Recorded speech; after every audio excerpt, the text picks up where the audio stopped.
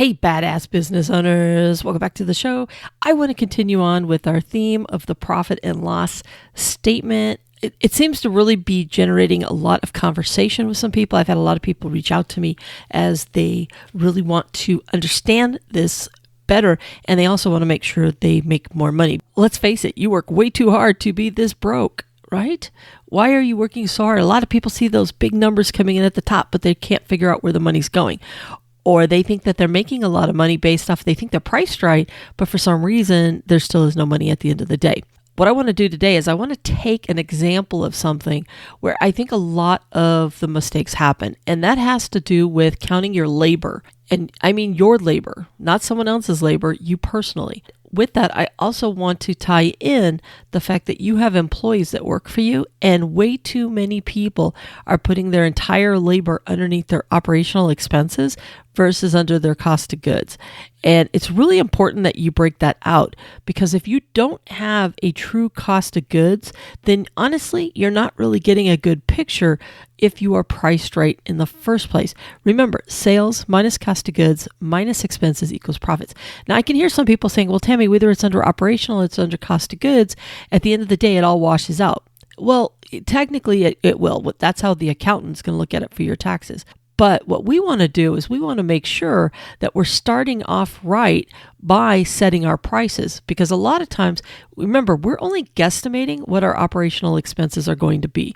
We might say, okay, my profit and loss, I tend to run 10%, 15%, 20%, and we use that number.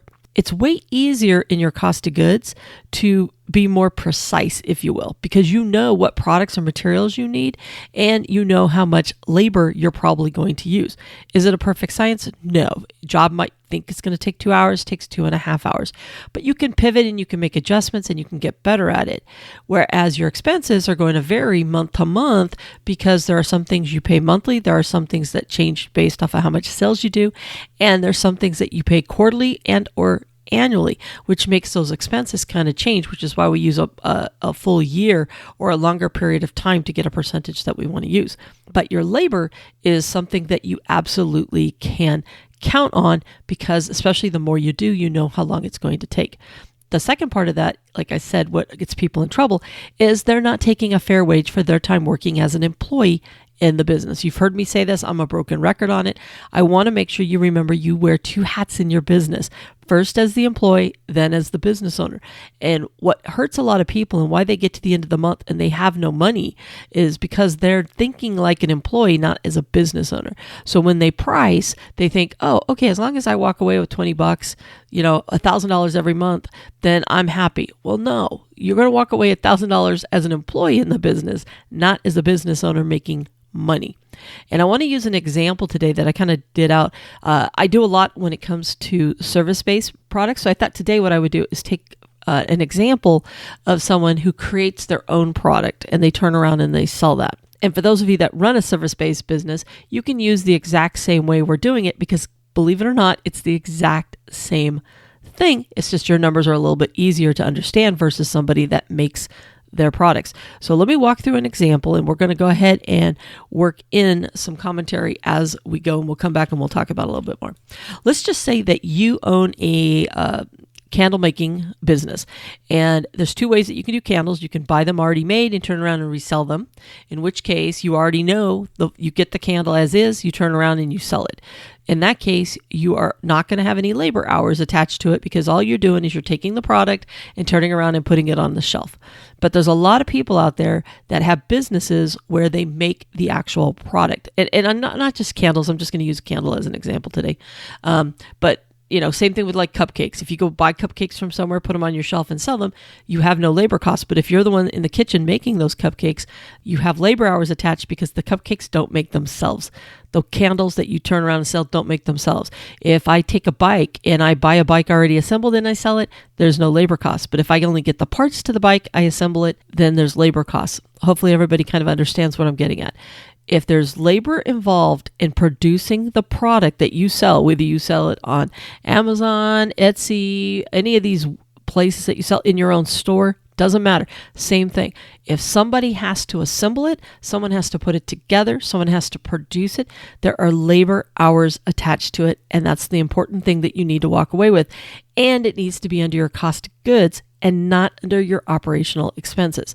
Same thing with those of you that have services that you provide. The service doesn't just do itself. So that means somebody has to do it, which means it's part of the cost of goods. If someone wants to have a ceiling fan installed, someone has to do the actual installation. They're not paying for the ceiling fan per se, they're paying for the install of the ceiling fan. Yes, you might buy the ceiling fan from them, but what they're paying you for is the actual installation of that ceiling fan. And that's what you want to keep in mind. When people are paying for your time, then that also is considered part of your cost of goods. So hopefully we all got that. Now let's go back through anybody that assembles and puts their own product together. So we're going to go back to this candle one. And please know, if you're a candle maker out there listening, I'm not going to have the exact numbers the right way. So definitely use your own. I'm just using this for teaching purposes, and I'll be close, but I'm not going to be exact. So, all right, you have a candle making business and you have an order and someone wants 25 of a candle. Or you're going to turn around and sell to a reseller who's going to turn around and sell your candles, in which case you have a certain candle, you need to make 25 of them. At the end of the day, you're going to sell these 25 candles for $10 a pop, which means 25 candles at $10 a pop means your sales are going to be $250. Everybody can follow me along there. The way most people determine if that's the right price is they just do some quick math and they say, hey, in order for me to make these 25 candles, it's going to cost me about $50 in ingredients to make them. And my containers and my packaging and everything else is going to cost me another $4 per candle. So $4 times the 25 candles means $100. So between my ingredients and my packaging and everything else, it's going to be about $150.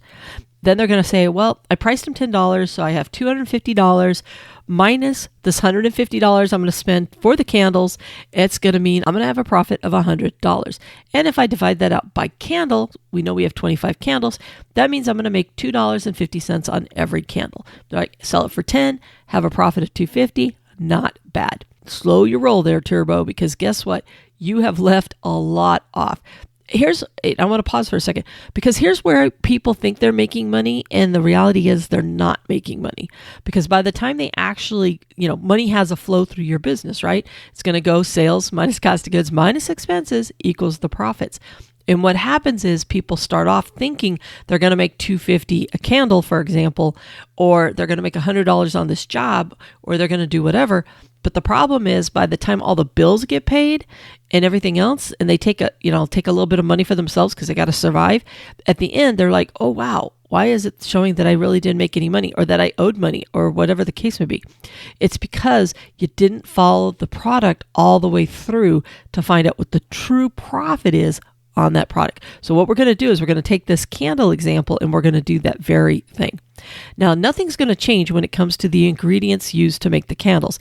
That $50 in ingredients, and that's just dumping everything in, because you got wax, and you got fragrances, and you got wicks, and you got all that junk that they're going to put in there. And they're going to do a big batch. So they're like, hey, it's going to be a total of $50 of materials. That's not going to change their way or the new way that I want to walk through. Nor is going to be the cost of the containers or the packaging or any of that. So far, when it comes to that piece of the cost, they're right on target. They've got the right number at that $150. But here's what was left out. Remember I told you they make the candles that they sell? Where is the labor? The candles don't make themselves, so in which case they need to make sure that they are properly accounting for the labor hours to produce the candles. And let's just say they're going to do a fair wage of $15. Now, they might want to take more. That's fine. Just remember, your fair wage as an employee is not $50 an hour. It's somewhere between that 15, 20, maybe 25, depending upon what type of business that you have. In our particular case, we're just going to go low, and we're going to just say $15 because we just want the minimum if we were to have somebody off the streets come help us out, which means it takes 2 hours for them to put that candles together. Now, it might be 15 minutes here, an hour there, dry time, put it to packaging. Total hours spent on this project was 2 hours. So 2 hours times the $15 means there's $30 worth of labor hours that should have been included in those cost of goods. So to have a true cost of goods, it would be the $50 for materials and ingredients, the additional $100 for the packaging, the containers, and everything else, plus the $30 for the labor. So what it truly means is that the cost of goods really were $180, not $150. But wait, there's more, right? Sales minus cost of goods minus expenses. So now they've got to figure out how much of that $250 that they're going to make needs to be set aside to pay their expenses. Well, if they're not paying attention, they're not looking at their P&L, they might forget to pull that out, which is what most people do. 2, they might go, well, I think it runs about, I need to make sure I set aside $1 per candle or whatever the case may be. They might just be flying by the seat of their pants. Or they can look at their profit and loss and see that their operational expenses tend to run around 15%. And that's what we're going to use in our example. So because this company's operational expenses are pretty low at 15%, but they don't have a big warehouse, they don't have a lot of expenses, they just have their general stuff, it's 15%. So what they're going to do is they're going to take 15% of the total sales. That $250 times the 15% is going to tell them that they need to set aside $37.50 out of that sale of the whole $250 to pay their expenses. So we already know that the cost of goods are $180.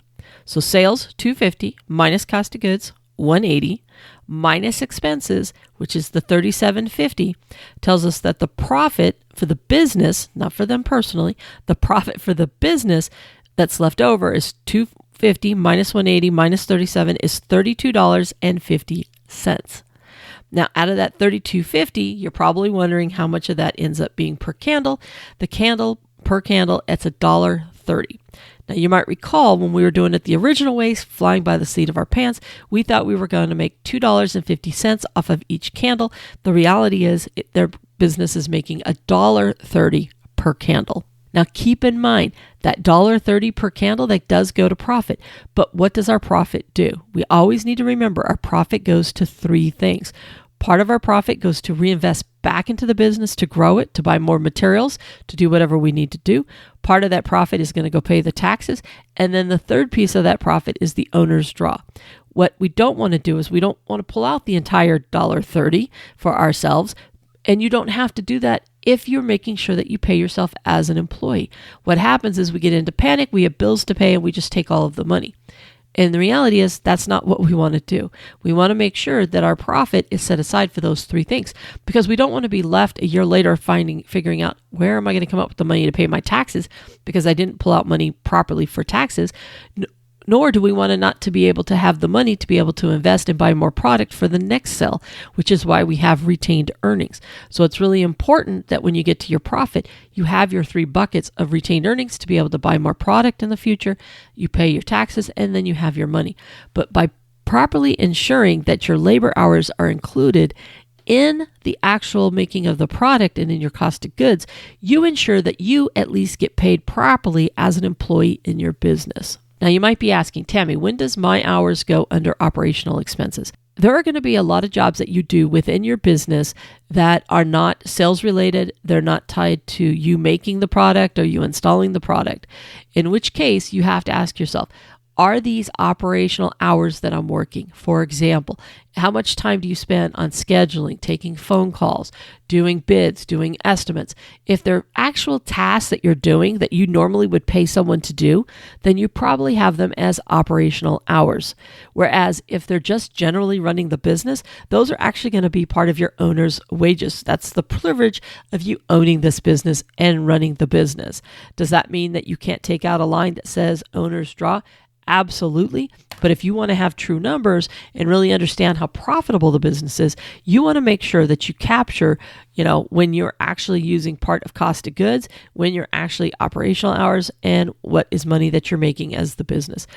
Because it's not about you, it's about the business. All right. And what we want to do is your numbers are really trying to tell you, do you run a successful business? But what happens is we make it about us and how are we going to make money? And yes, it needs to be about you. The business does need to make money. I'm not taking away from that. But what confuses people is when they actually see it in writing in their profit and loss, they get all confused because of these labor hours. And those labor hours, 9 times out of 10, are you. Now, does that mean that you need to separate your pay into operational hours and into cost of goods? For most of you, no, because if you spend 90% of your time, yes, you take all the phone calls, yes, you do all the scheduling, but if you spend 90% of your time being a labor hour person and doing the actual work, just put it under labor hours, okay? The rest is just stuff that you're doing. And eventually you may hire someone to do that. But for now, the majority of your time is spent as a laborer inside the business. So it really should be counted there. But if you have hired people and you no longer do the installs and you no longer create the product, then it would make sense that if you're the person who's in the office doing all the office work, you still want to capture those hours that you're doing that type of work, in which case you would put your labor hours under operational. Hopefully that makes sense to people. Like I said, everybody's business is different. And here's the cool thing. When it comes to your P&L, you can set it up any way that you want it. If you want to fight and argue and say, I want all my hours underneath the operation, that is 100% your prerogative to do. At the end of the day, Uncle Sam only cares that you capture what is legally able to be deducted. And that's what your accountant is for. And your accountant is going to like your books to look a certain way for them to make their job easier. But at the end of the day, if you really want to follow what the true meaning of the profit and loss is, the profit and loss is truly meant for you to understand how much money you're taking in sales, how much money you're spending on your cost of goods, how much money you're spending on your operational expenses, and how profitable was the business. Did it have a profit? Did it have a loss? And then it's up to you to spend and break down that profit to spend it wisely in your business. And I know this gets really, really confusing and very overwhelming for a lot of people. But if you want to make more money tomorrow, I promise you, diving into your business numbers is going to do that. You've done a great job flying by the seat of your pants, but honestly, without black and white numbers sitting in front of you, you really don't know how profitable you truly, truly are. Now, something's come up this past week that I want to make sure that I throw out there. I don't remember if I mentioned it in the last episode or not, but it never hurts to do it again. Folks, I know it's very overwhelming when you start looking into your profit and loss and you have to go backwards and recreate the past year, the past 2 years, whatever the case may be, or even get caught up in this particular year. Very overwhelming. Whatever you do, don't torture yourself by sitting down and saying, because if you sit down and you say, okay, I got to try to get caught up, within 20 minutes, you're going to check out and you're going to go to work. You're not going to get anything done. I have 2 pieces of advice for you. The first piece of advice is find your why. Why are you sitting down? Why are you doing this exercise? The more you connect to a why, the more passion you're going to have for finding the answer. So for example, for most people, the reason you're sitting down to do those numbers and get your P&L cleaned up is because you want to make more money. I want you to get excited that when you sit down to fix your books, to get excited about all the money you're going to find, because that's exactly what's going to happen is, yeah, you might find that you're not making as much, but you're going to find the reasons why you're not making as much money. And if you think about it, when you make money, you get really excited. So tie the why you're sitting down to why you're doing what it is that you're doing. I think you're going to find that it's going to be a lot less painful. Second thing is, don't do more than a half hour. Why are you torturing yourself? Because really, honestly, what you should do every single day is spend anywhere between 15, 20 minutes keying in the day before. So all I'm saying is if you're that far behind, at least start with a half hour. Do a half hour every single day and get caught up. But you want to do 2 things. Eventually you will get caught up, by the way. But here's the thing. It's really important. From today forward, you never fall behind. So you might be behind on other stuff, but from today forward, you never fall behind. So when you sit down for that half hour, the first things you do is key in yesterday's information.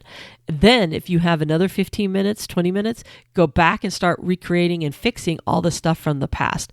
The cool thing with most bookkeeping systems is when you make the change in one vendor and you categorize it the right way, there's some buttons in there that you can push that a lot of times will ask if you want to fix all the ones going forward. Sometimes you can even fix the ones going backwards. Take advantage of any of those and it'll mass fix a lot of things all at one shot, as opposed to you having to go back. But in some cases you may have to go back. But if you make sure that your first 15 minutes is doing yesterday's business, then the next 15 minutes on the past, eventually you will catch up because it's not constantly moving on you because there is a certain date when you started that has been correct going forward. So eventually you'll chip away. You know, how do you eat an elephant? one bite at a time. That's what you're trying to do. But the key is to make sure that from today forward, you never fall behind and you just make up the past stuff. The other thing is find your why, tap into your why. When you sit down to do those business numbers, crack your shoulders back, think about all the money you're going to find. It's like finding that $20 bill in your pocket. I want you to get excited about that. And I think you're going to find diving into your numbers is a little bit more exciting. Now, I know I've covered a lot of different things. My main point for today is those labor hours. I want to make sure that you are pricing, including those labor hours. Does that mean that this person, if their goal is to make on these candles, remember earlier they thought they were making $2.50 and it turns out they're making $1.30. If their goal is to make it $2.50, they just need to raise the price $1.20 in order for them to be able to make that $2.50, and then they can do it. So the candles maybe need to be $11, $11.50, and now all of a sudden, after their expenses, after their labor hours, they are making the $2.50 that they wanted to make. It's a pricing problem, and the only reason that they can discover it's a pricing problem is to get the labor hours fixed and included, and then making sure that they're doing their budgeting for their expenses the right way. I was looking at another profit and loss the other day, and same thing. Their cost of goods didn't look too bad when I first looked at it because it was about 50%. And for their type of business, it probably should be about 50%, maybe a little bit higher. But then I realized, okay, there's no labor up in there. In which case, if their business is definitely an install business, in which case they need to have some labor hours up there, which means they're part of their profitability problem is the fact that the labor hours aren't up there, they're not being accounted for, which tells me that they have a pricing problem because they're not pricing correctly. And those are easy to spot. Pricing problems are actually one of the easier ones to do when you start getting your books cleaned up and getting these numbers fixed. It really gives you a sense of, oh, wow, I can see now my mistake that I'm making in my pricing. And it helps you get past any hesitation that you have in raising your prices, because once you see where that money's going, it totally makes sense with what you need to do. And maybe one of the future episodes here coming soon, we'll talk a little bit more about when you raise your prices and you lose people, it's actually okay. You're actually making more money in most cases. All right, I'm going to wrap this puppy up. Got some good information in this one. Let me know what you think of all these lessons that we've been doing on the profit and loss. And I've been having a lot of fun with them. And I know, like I said, they're resonating with a lot of people. I'm getting a lot of phone calls, a lot of emails, mainly a lot of emails with people asking me questions about their business. And I love it. I respond to every single one of them. So feel free to email me at Tammy@localsmallbusinesscoach.com, TAMMY @localsmallbusinesscoach.com. It's in the show notes, I believe. With that, I'm going to get out of here and get out there, go kick some butt, go make some money. All right. And I'll talk to you on the next episode. Bye for now. Hey, badass business owner, before you go, as you know, I'm a huge believer in you knowing your business numbers. After all, it isn't about how much you sell. It's about what you keep. And the best way to grow your profits is to start diving in and understanding those business numbers. To help you on this journey, I have created the Know Your Business Numbers course. We will walk through how to read your profit and loss statement. You'll learn the key calculations that'll help ensure that you're making a healthy profit on all of your products or services, plus a ton of other good stuff that'll help you learn how to use those business numbers to create even more sales and profits. Just check out the link below in the show notes or visit knowyourbusinessnumberscourse.com. So if you're ready to increase those profits, it's time you start diving into your business numbers.